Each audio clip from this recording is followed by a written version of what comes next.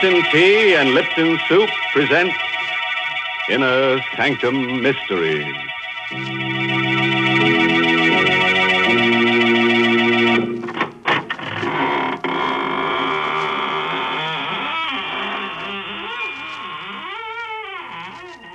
Good evening, friends.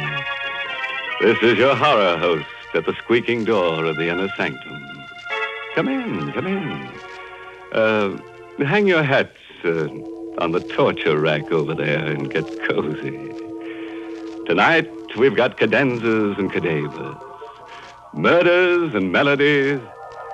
Oh, that's all I can tell you now. No sense putting the cart before the hearse. Is there? From the way you're talking, I guess we're going to have music on the program tonight. I think that's real nice. So do I, Mary. I've always loved music. Even as a child, I used to play the death rattle. Now, please, I'm being serious. You know, I once won a prize for playing the piano. Yes, they gave me a... Wait, don't tell me. Let me guess. They gave you a lovely sterling silver medallion, didn't they, Mary? No, they didn't. You know very well that the only way you can get that sterling silver medallion is from the Lipton Tea people. And, ladies, it's solid sterling silver, and it's just the right size, about an inch in diameter. It's the kind of jewelry you find at those smart shops on Fifth Avenue in New York. The medallion is decorated with a Chinese inscription, and it's hung on a narrow black rayon satin ribbon. It's just what you want to brighten up your simple silk dresses and your dressy suits. And here's how you get this handsome medallion. Just send 25 cents and the box top from a package of Lipton's, the tea with the brisk flavor, to Lipton Tea, Box 92. That's Box 92, New York City. Send for yours tonight. Give me a pen, Mary. I'll send them a check immediately. And what's more, I'll write it in blood. There'll be plenty spilled here tonight. The title of our story is Musical Score. It's an original radio play by Christopher Mayle. And our star is Barry Kroger, who plays the role of Grosso. It's the story of a simple melody and of a killer who, as our story opens, is fighting desperately and alone against a raging storm off the coast of Maine. The lifeboat he is in is half foundered, and the man's wild rowing does little good. I'm a murderer! A murderer! I kill to be free! And I am free! Free! Or am I? Did I do it all for nothing? Peter Tull and his wife. They were the first to go. Almost in the same spot. Tull, world-famous composer. Tull and that tune of his. He had all three of us on the life raft, crazy with it. That maddening tune. I could still hear him humming it, still hear it. But the sea was calm that day. Dead calm. 15 days of calm.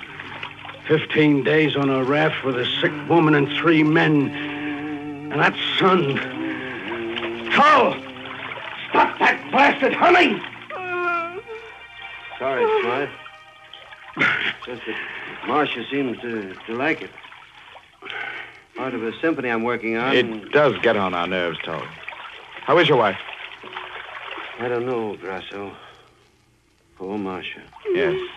Yes, I know. I'm hungry. Smart, how about some ration? Ah, that fat belly of yours. I told you before, even off, as chief mate, I run this life raft. We've got rations for 1 person for 2 days. The woman eats, we don't. Now forget it. Well, we ought to be practical. Smythe, what made the Santa Margarita go down so quickly? I told you, nothing but a stray mine. It was Argentine registry, coffee boat, a neutral. That's all it could have been. Oh, cut it out, will you, Tull? Or change the tune at least? I can't stand it. Sorry. We're done for. Yeah, you may be a famous playwright, Grosso, but you don't know the sea. We're near the main fishing banks. We got a chance of beating a fisher we can hold out. Tull! Tull, will you stop that blasted tune? Yes, for heaven's sake, Tull, quit it!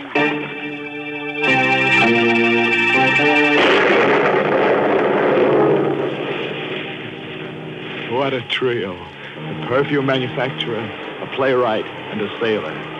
We all wanted food. We all wanted water, sleep, an end of Tull's humming. Well, I wanted all that more than the others did. Without Marcia Tull, I could eat a little. Without Peter Tull's song, I could rest. The 17th night it was. The moon painted us all in silver and black. The others slept. Tull had his wife's head cradled in his lap. I crawled over to Tull. How is she, Tull? You know, I think she's getting better. She smiled at me a minute ago. My singing helps. Go on, Tull. Hum. Hum your song.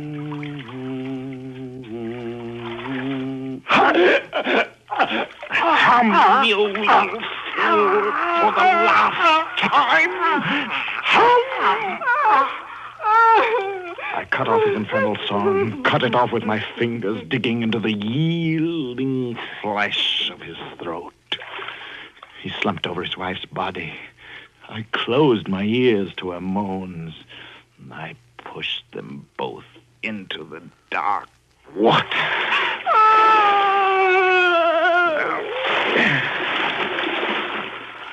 I was a murderer.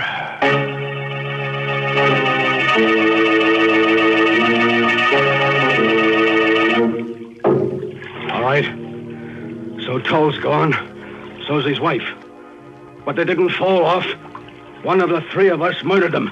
And it wasn't me. I don't think you did, Smythe. I know I didn't.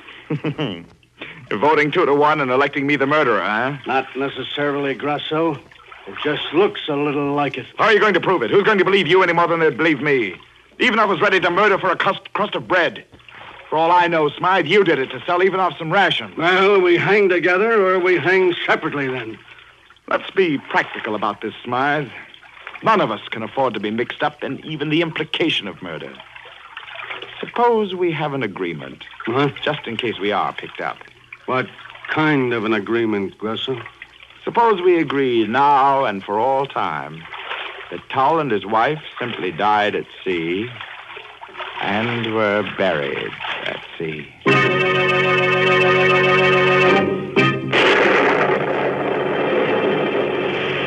On the 21st day, the rations were gone. And the song, we could all hear Tull humming it from the bottom of the sea. We watched each other like animals. On the 23rd day, a fishing boat picked us up, half dead, cooked alive. But we lived. I lived to fear and to kill again. Fear began with a little scene in the Portsmouth hospital where we were being treated. Well, you got your belly full of food even now? Yes. No more hunger pangs, Smythe. How about you, Grosso? Pretty normal now, I guess. Oh, by the way, a friend of mine, second mate on another ship, was in to see me yesterday. Yes? Yeah. They picked up a couple of survivors from the Santa Margarita before we were rescued. Not interested, eh? They were a man and his wife. Well, don't be such a dramatic ass, Smythe. Was it... No, not poor Marcia and Peter Tull, but the friends of theirs, the Abraham Davises. You know him? Davis? The symphony conductor? Yeah, that's him. Wouldn't he like to know about the Tulls, huh? You've got a flair for the dramatic, Smythe. Sometimes it's dangerous to be so talented. I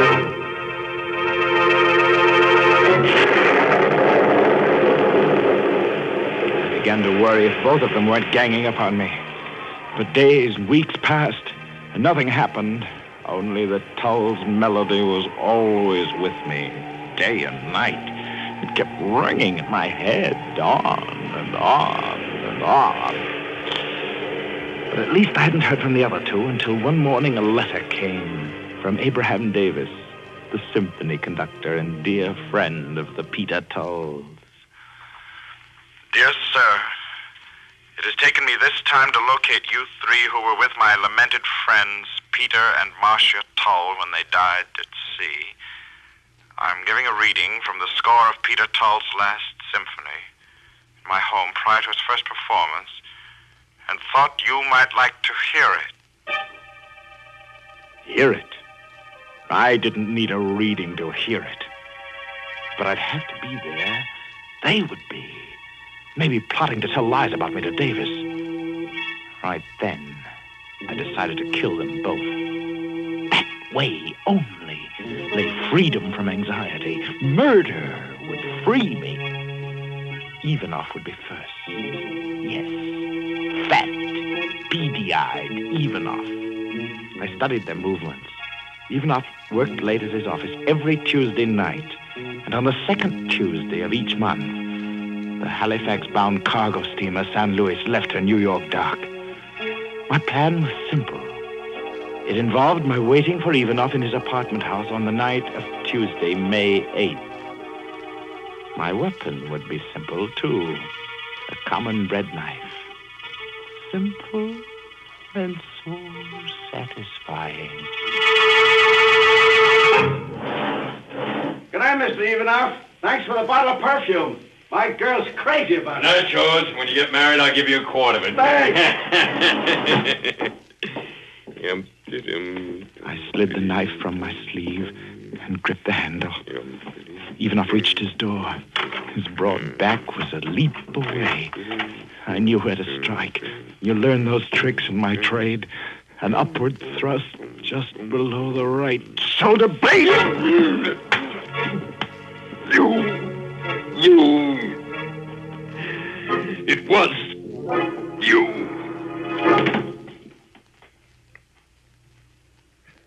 I watched him gasp out his last, feeling no remorse, no pity, just relief that I had nothing more to fear from Ivanov, at least.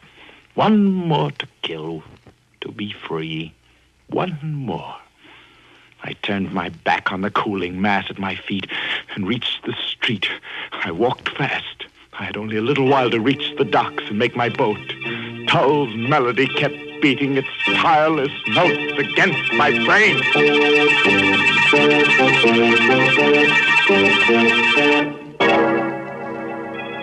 Well, dear me and gory be. That's my idea of a real song plugger. Oh, speaking of music and murder, did you ever hear of the fiddler with a violent temper? He murdered his wife because she was always harping at him. Oh, yes, and because she had a cellist disposition, too. You're certainly full of musical puns tonight. Good heavens, what have you got there? It looks like a Chinese gong. It is, Mary. I got it from an auctioneer. You know, those fellows always say, going, going, gong. Well, what are you going to do with it? Oh, I've always wanted to kick the gong around. Besides, if you're going to tell that Chinese story about the medallion, I ought to accompany you on the Chinese gong. Well, I'm not going to tell it in Chinese, so suppose you put that thing away. But, ladies, there is a story behind that sterling silver medallion that the Lipton tea people want to send you. And what's more, it's a true story. It seems that the original of this handsome medallion was given to an American flyer who was rescued by Chinese guerrillas after he'd bailed out over enemy territory. The flyer was told that the Chinese letters on the medallion would identify him and bring him safely through the lines. Well, he did get through. And only then did he learn that the inscription said, "Good luck," in Chinese. Now, there's a story to tell your friends when they're admiring your medallion on its smart black rayon satin ribbon. And to get this good luck charm, just like the one the flyer carried, all you have to do is send 25 cents and the box top from a package of Lipton's, the tea with the brisk flavor, to Lipton Tea, Box 92, New York City. How about hitting that gong now so they'll remember? Yes, that's Box 92 in New York City. All right. Now let's go back to our murderer who's being haunted by a song. Remember what happened? A composer named Tull and his wife Marcia were thrown off a life raft and drowned by one of 3 other men on the raft. The killer has been telling us his story as he fights the sea in a lifeboat. You remember that he just murdered Ivanov and is now heading for a Halifax-bound cargo ship.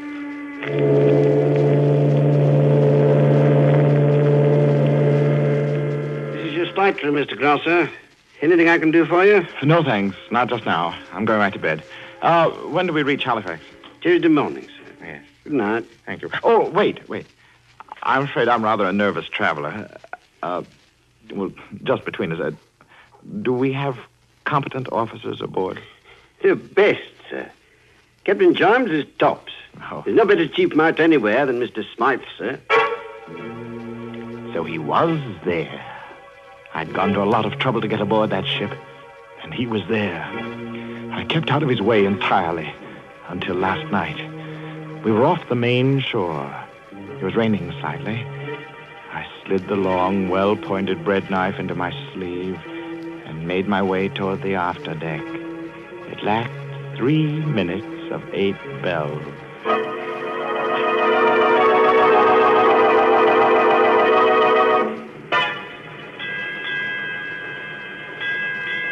Eight bells, Skipper. I'm going after a smoke. There he was, just where he had been every night, smoking, leaning against the rail near the small lifeboat. I could barely see him. It was so dark. But I stole toward him a foot at a time. Now I held my breath. I was so close. Slowly, I brought my arms straight to my side, flexed my muscles, tensed for the thrust. I calculated the lunge. The cigarette told me where his mouth was. Then he turned his head a little, his cigarette flared and lit his face, and his eyes were on me. I thought you'd look me up if I came to the same spot each night. Turning out to be quite a killer, aren't you? How did you... Yes! Can you still hear me smile? Now nobody knows what happened on the life raft. Nobody. I'm free. You fool. You'll never be free. The song will...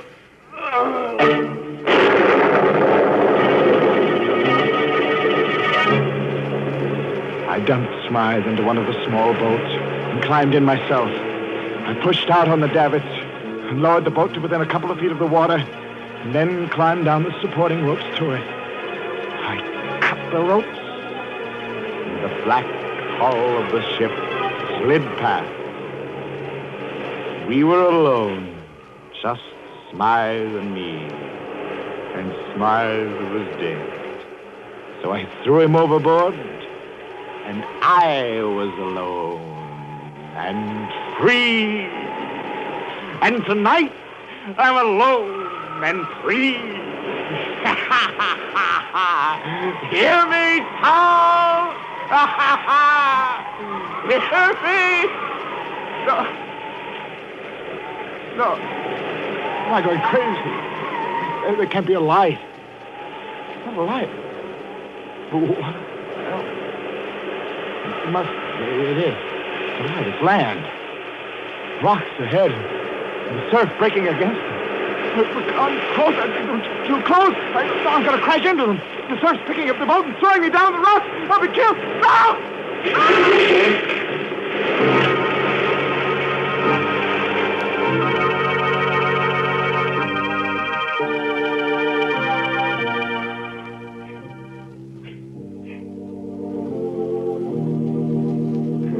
Wait, darling. I think I hear something outside. What? Stop a minute. I think I hear something. You don't have to shout. What is it there? Listen. Isn't that our door? Don't you hear pounding? How could it be? This is a lighthouse. Who would come out to an island in this storm? Just the same, I'm going to see. All right, I'll go with you.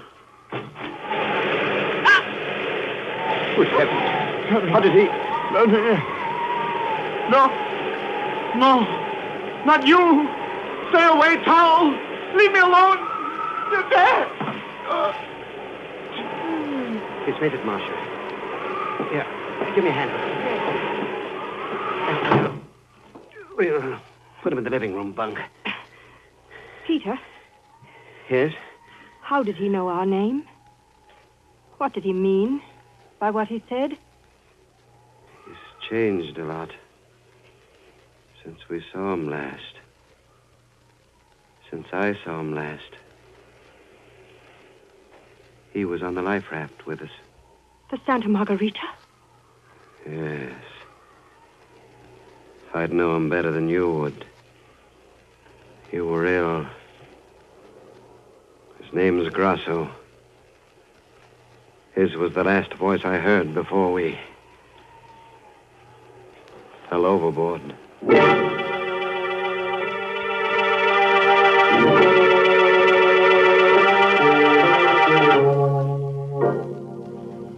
Well, Mr. Grosso, you look a lot better this morning. How is your head? It throbs. I can't move. What happened? You were washed up against the rocks in a lifeboat. Oh. You must have hit your head and banged up your side. You didn't drown. Obviously. You didn't choke me thoroughly enough, Grosso. The water revived me. And I was clutching Marcia's dress. Yes, but how did you... Get here? Yes. Fishing boat. It was almost dawn when you tried to kill us. I managed to hold Marcia up for a little while. We were lucky. What are you... Here. Put your arm around my No. neck. I'll take you to the tower. Where's your wife? Marcia's gone to the mainland to get the doctor. We're alone. Yes. We're alone. Relax now. No, don't. Let me go, Tal. I didn't mean to do it. I was crazy with hunger, and that tune of yours. We were all crazy, Tal. I'll pay you. No. I'll pay you. It's too late, Grosso. Anything. Don't struggle. You could start a hemorrhage that way. What are you going to do to me? Why, nothing, of course. Here we are.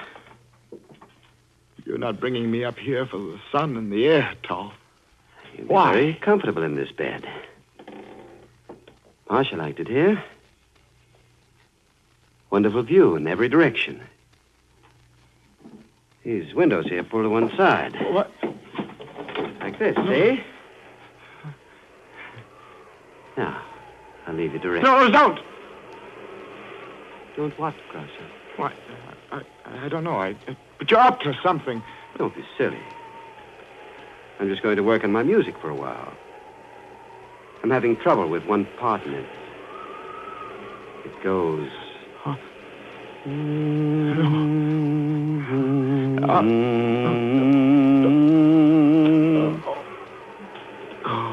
Remember it, Grosso?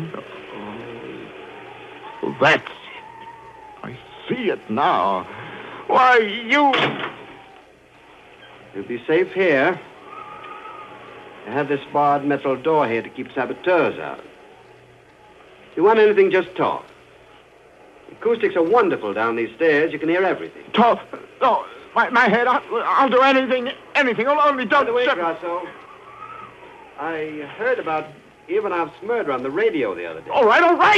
I did it. I tried to kill you and your wife. I killed Ivanov. I killed Smythe. Get the police, but don't play that song.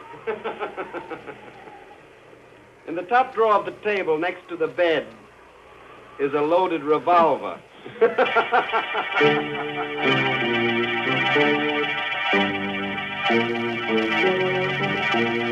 Stop, Tom! Stop! My head.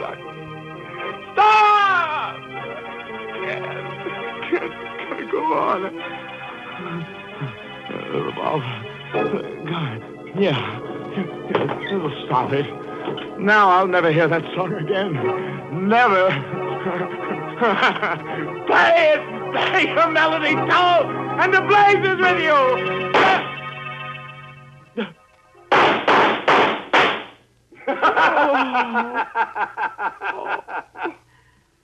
I forgot to tell you, Grosso.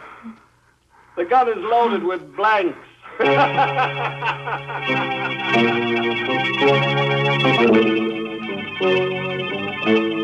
There's still a way out. There's till the way out. All right. Tall, you win.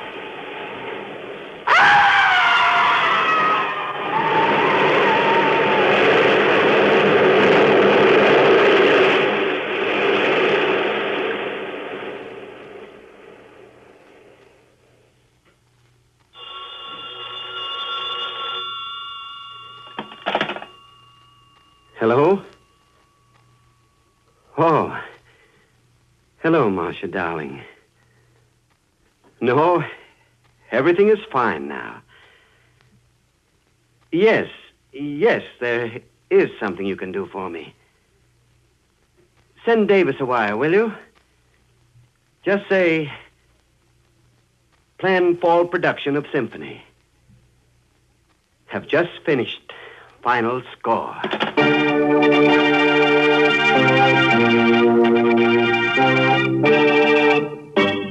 Say, how would some boogie-woogie sound to you right now, I'd settle for a nice, cozy fife and drum corpse. Now, stop that funny kind of talk, because I've got something important to say. Folks, tonight the Lipton Tea people have asked me to remind you that the goal of this 7th War Loan Drive is $14 billion. I guess sums like that are just too big for you and me to understand. But every one of those dollars has a purpose behind it, and that purpose is to end the war in the Pacific as quickly as possible. Yes, that $14 billion is needed to move our soldiers halfway around the globe, to build new ships and faster planes. We've promised our fighting men the very best weapons that can be made. That's the least we can do. And we're helping to fulfill that promise when we buy war bonds, when we support the 7th War Loan Drive with every penny we can spare. So, folks, please buy all that you can when the Victory Volunteer comes to your house. Sure, we got a moral for tonight's story. If you're thinking of marrying a musician, insist on a big house. Don't go in for this lighthouse keeping stuff. Oh, by the way, this month's Inner Sanctum Mystery novel is The Right Red Hand by Joel Rogers. And listen to this. Our star next week will be the famous dramatic actor of stage and screen, Raymond Massey. He will appear in a story about a man who plays chess. Nice, quiet little sport, Except that our friend uses human beings for his chess pieces.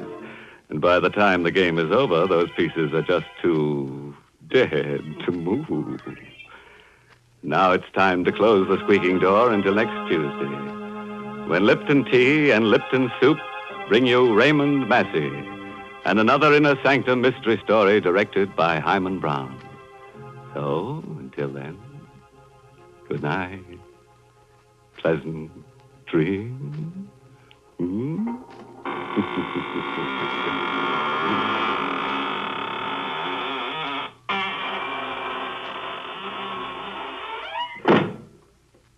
Folks, there's a modern food with an old-fashioned, homemade flavor. It's Lipton's Noodle Soup. Yes, Lipton's does taste homemade. It's got that same chickeny taste as the chicken noodle soup you make right in your own kitchen. Lipton's has got the same good herbs and flavoring, the same tender golden egg noodles. But listen, Lipton's Noodle Soup Mix comes in an envelope, and it only takes a few minutes to prepare. Of course, sometimes it's hard to get in some stores these days, but there's lots of good things scarce in wartime. So remember to always ask for Lipton's Noodle Soup. And remember to tune in next Tuesday night for another Inner Sanctum Mystery. This is CBS, the Columbia Broadcasting System.